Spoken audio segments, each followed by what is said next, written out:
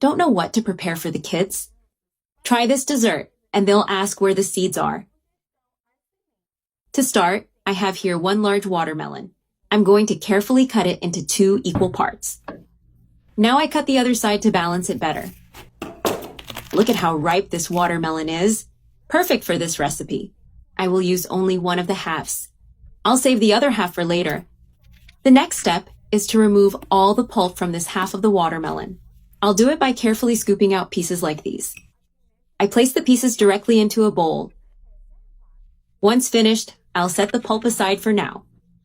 Here, I've already removed all the pulp, leaving just the empty rind. I clean the rind with paper towels to remove any excess moisture. It's important to make sure it's completely dry. And if I see more water, I continue drying. This way, we ensure that the rind is fully prepared. Now I set the rind aside to use later. With the watermelon pulp set aside, I transfer it to the blender jar. There's no need to remove the seeds. They can be blended without any issues. The seeds will be processed and won't affect the final result. Done, I've blended everything well. Now I strain the juice from the blender through a sieve. It's important to strain well to get a pure liquid without residues. I use a spoon to press and make the straining process easier. Here I have the strained juice ready to use. In another bowl, I place 24 grams of unflavored gelatin. I add 10 tablespoons of cold water. I hydrate the gelatin until it's completely dissolved. Stirring patiently is key to achieving a smooth mixture. Then, I set the hydrated gelatin aside. In another bowl, I place 50 grams of strawberry-flavored gelatin. I mix it with 500 milliliters of hot water. I use a whisk to fully dissolve the gelatin. The mixture must be homogeneous without lumps or particles. Now the strawberry gelatin is ready.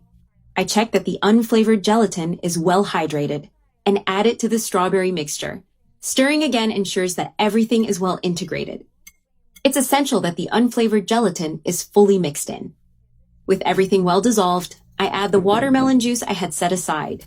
Mix slowly so the ingredients combine perfectly.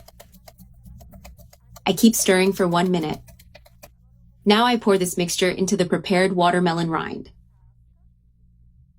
Since I prepared a lot of juice, I repeat the process until the rind is completely filled. I added another portion of the mixture and filled the watermelon entirely. I place it in the refrigerator and let it rest for 7 hours, until the gelatin is firm. After this time, the gelatin is well set and ready to use. Now I remove the edges of the rind to give it the final touch. I cut carefully, following the boundary where the gelatin is.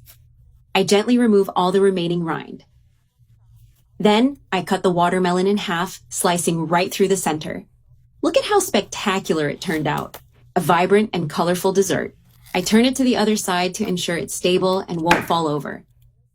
Look at this, what a delight. Now all that's left is to cut it into portions of your preferred size and serve. A wonderful dessert, full of flavor and creativity. Is it ready to enjoy?